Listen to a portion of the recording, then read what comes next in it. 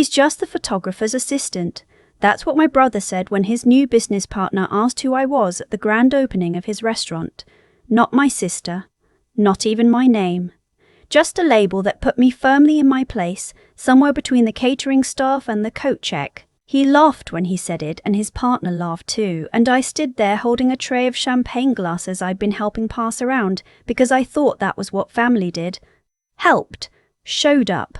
I had my coat on, because I'd come straight from work and hadn't even had time to change. The irony was that the work I'd come from, the work that paid for the kitchen equipment, the down payment on the lease, and 3 months of operating expenses, was the reason that restaurant existed at all. I need to back up. My brother is 4 years older than me, and my entire childhood can be summarized by a single recurring image. My parents looking at him like he was the sun, and looking at me like I was a lamp that worked fine, but nobody ever thought to turn on. It wasn't that they were cruel. They weren't cruel people. They just had a very clear idea of who mattered more in our house, and it was never me. He played baseball and they drove 2 hours to every game. I ran cross-country and they came to maybe 3 meets total over 4 years. He got a C in chemistry and my mother called his teacher to discuss extra credit. I got straight A's in the same class and she said, "Good job, honey," without looking up from the stove. He talked at dinner and everyone listened. I talked at dinner and someone usually changed the subject before I finished. By the time I was in high school, I'd stopped expecting things to be equal. I just accepted that there were 2 separate sets of rules operating in our house, one for him and one for me, and the sooner I made peace with that, the less it would hurt.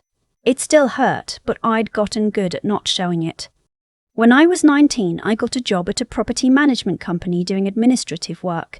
It wasn't glamorous, but it paid decently and I was good at it. Within 2 years, I was handling accounts, coordinating contractors, and managing more responsibility than my job title suggested. I was saving money carefully. I didn't have the option not to. My brother, meanwhile, had been floating. He'd done some college, dropped out, done some more, tried sales, tried marketing, tried working for a friend's landscaping business. My parents floated him through all of it: gas money, rent gaps, a car when his broke down. They never talked about it like an investment. They just did it, quietly and automatically, the way you water a plant. And then one day he announced he wanted to open a restaurant. My father went quiet at dinner. My mother pressed her lips together. The number my brother threw out, startup costs, equipment, licensing, working capital, was significant. Not impossible, but significant. My parents had some savings, but not enough. There was a gap. I remember exactly how it happened. I was helping clear the table and my mother said almost to herself, "I just don't know how we're going to make this work." And I knew what she meant. She meant, "We need more." She meant, "You have savings." She meant, "This is your brother." She didn't ask me directly. She never did. She just let the implication hang in the air like smoke. And I walked into it the same way I always had, because I'd spent 23 years trying to earn a place in that family, and I still hadn't learned that it wasn't available for purchase. I put in $40,000 over the course of about 8 months. It came from savings I'd been building for 3 years, a little from a small inheritance from my grandmother, and eventually from picking up weekend work doing bookkeeping for a small business a coworker referred me to. My brother didn't ask where it came from. He just took it and said thanks in the way people say thanks when they expected yes all along. My name was never mentioned in any of the paperwork. The restaurant was his. The credit was his. The story my parents told was his. The thing about being useful to your family is that it feels like love until it doesn't. For a while I told myself it was enough to know what I'd contributed, even if no one else did. I watched the restaurant open. I watched my parents glow. I watched my brother post photos of the interior, the custom tile work I'd helped pay for, the commercial range I'd helped source, and caption them things like "years of hustle finally paying off," and building something with my own 2 hands. He wasn't wrong that he'd worked hard. He had. He'd put in the hours, learned the operation, hired good people. But the hands that built it weren't only his. There was a set of hands that had moved money quietly into his account month after month. skipping vacations and delaying a car repair and eating cereal for dinner more times than I want to count. And those hands didn't make it into the caption. My parents knew. They knew exactly what I'd contributed because I'd been transparent about the transfers. But somehow that knowledge never made it into the story they told. At a family gathering 6 months after the opening, my aunt asked how my brother had managed to fund the whole thing. My father said he was smart about saving, planned it out over years. My mother nodded. I was sitting right there. Neither of them looked at me. I drove home that night and sat in my car in my parking lot for a long time before I went inside. The grand opening event was my brother's idea. A big industry party, investors, food critics, people from the local business community he'd been networking with. He sent me an invitation that said family and close friends at the bottom, which I thought was actually kind of funny in a way that wasn't funny at all. I went. I don't know why I went, except that some part of me still held on to the belief that maybe this time, in this room with all these people, there would be a moment where he turned to me and said something that acknowledged what I'd done. Maybe not a speech, just something, just my name. I got there early because he'd asked me to help with setup. I helped arrange chairs, carried trays when the caterer was short-staffed, and made sure the bar area looked right. I was still in my work clothes when people started arriving. I hadn't had time to change. The restaurant looked beautiful, and I felt proud of it in a way that I didn't have the right words for. Because it was complicated, that pride laced through with something heavier.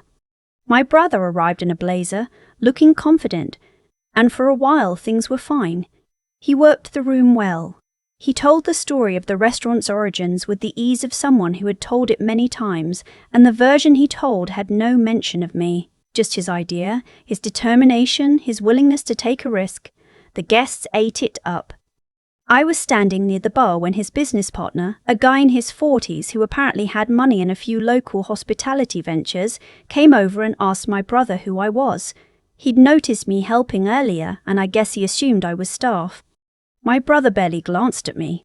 "She's just the photographer's assistant," he said, with the kind of easy dismissal you'd use to describe a parking cone. "Not, I'd like you to meet my sister. Not, this is the person who helped make tonight possible. Just a label that placed me firmly outside the category of people worth knowing." The man nodded politely and moved on. My brother turned back to the conversation, and I stood there in my work clothes with a tray in my hands and felt something inside me go very still. It wasn't shock, it was the absence of surprise, which is its own particular kind of pain. I had known this was how he saw me. I had known it for years, but knowing something and hearing it said out loud in a room full of people while you're holding a tray of champagne glasses are two different experiences entirely. I set down the tray. I picked up my bag. I said nothing to anyone and walked toward the door. I was almost there when I heard my name. Not from my brother, not from my parents, who were across the room near the host stand.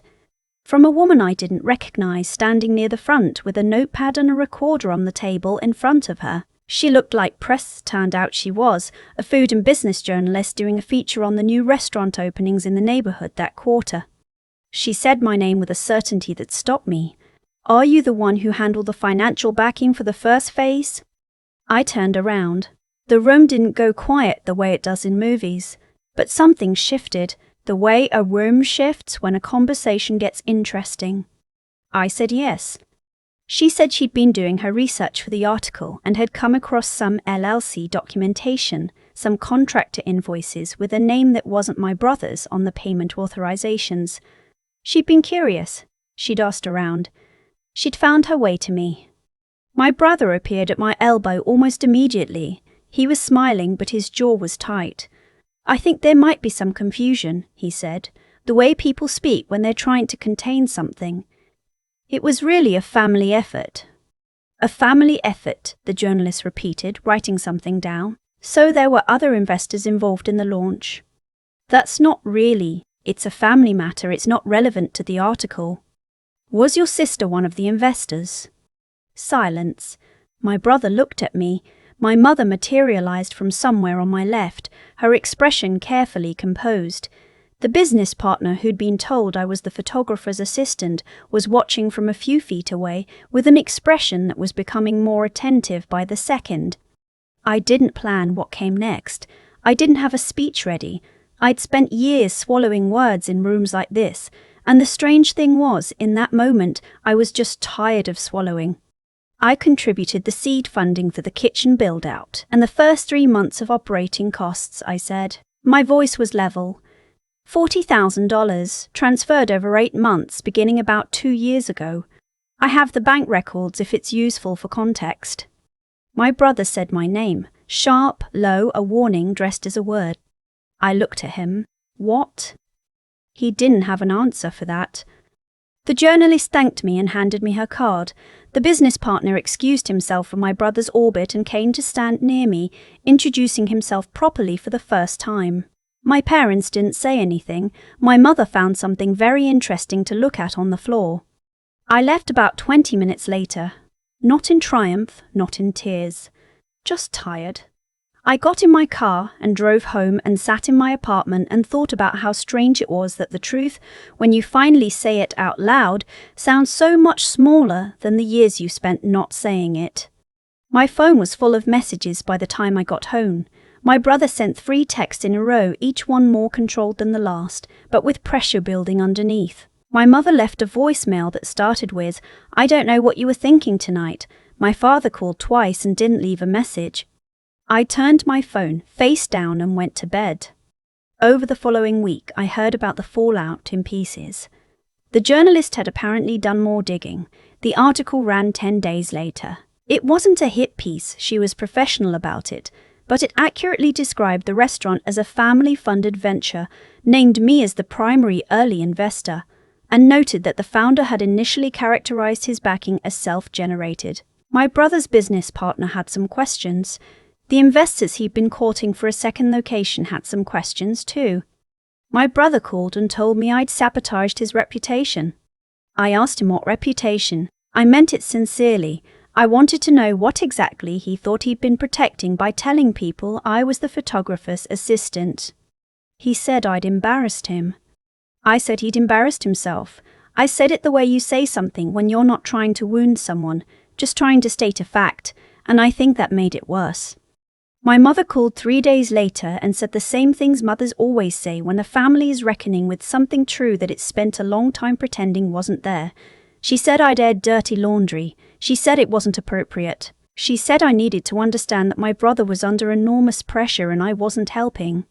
I said I wasn't trying to help, I was trying to stop. She didn't understand what I meant by that. Or she understood and didn't want to. I want to talk about the month before the grand opening because I think it's important. I want to talk about it because when I've described this situation to people since, a few of them have said some version of "why did you let it happen?" And I understand the question, I do, but I don't think it captures what it's like when the dynamic is something you grew up inside of. I'd been trying to slow down the transfers for about a year before the opening. I'd started saying things like, "I'm not sure I can do another chunk right now," and "my savings are getting tight." My brother would go quiet in a way that communicated disappointment. My mother would mention in passing how much stress he was under, how close they were to the finish line, how much it would mean to the family for this to succeed. Nobody ever said outright, "keep giving us money or else." They didn't need to. The guilt was architectural. It was built into every conversation. And I'd spent my whole life trying to be the person my family needed, trying to be worth noticing, trying to fill in the gap between what they expected and what they expressed. The money wasn't just money. It was years of hoping that if I gave enough, eventually the scales would tip. Eventually they would see me. They didn't. That's the part that took me the longest to accept. After the grand opening, I stopped all transfers. I didn't announce it. I just stopped. The first month there was silence. The second month my brother texted to ask if I was okay. Not, "Are you okay?" like he was concerned, but, "Are you okay?" like he'd noticed the deposit hadn't come through. I said yes, I was fine, thank you for asking. He wrote back, "Okay, good," and that was the end of it. The third month I took the money I'd been transferring and put it in a high-yield savings account. I bought a new winter coat because mine had a broken zipper I'd been ignoring for 2 years. I got my car's brakes looked at. Small things, but they felt enormous. The accumulated weight of years of putting myself last, distributed now in increments back to myself. My parents and I went about 3 months without speaking. Then my mother reached out asking if I wanted to come to Sunday dinner, the way she asks, not a real invitation so much as a summons framed as a question. I said I'd think about it. She said, "We miss you."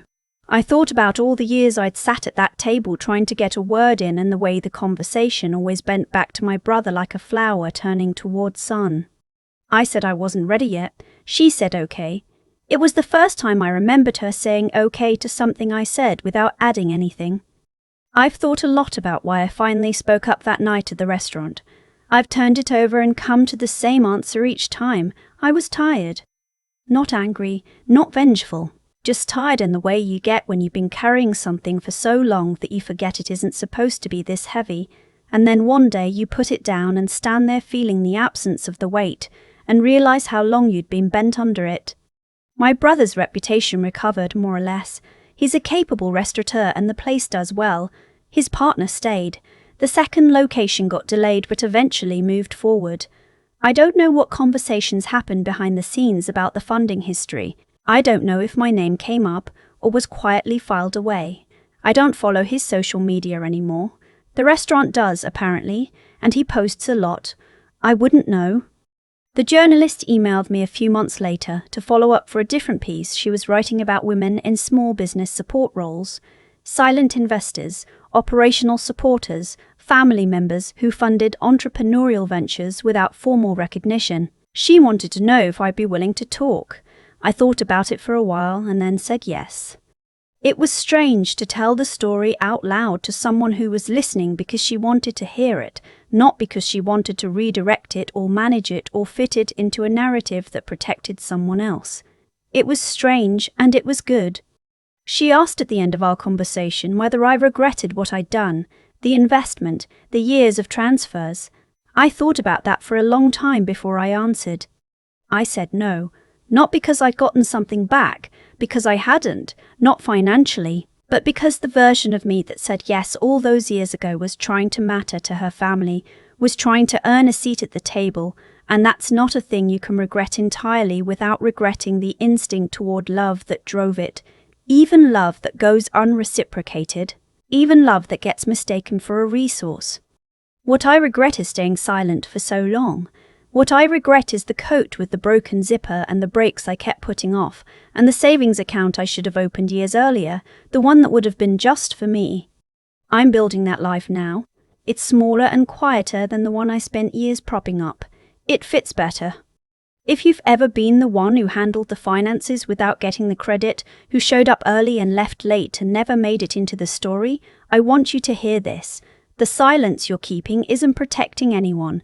It's protecting the version of events that erases you. And you are not erasable. You are not a background character in someone else's origin story. You are allowed to say what happened. You are allowed to stop. I set down the tray. It turned out to be the most important thing I ever did. I keep coming back to the tray. The champagne tray I set down when I finally decided I was done. It's such a small image. It wasn't dramatic.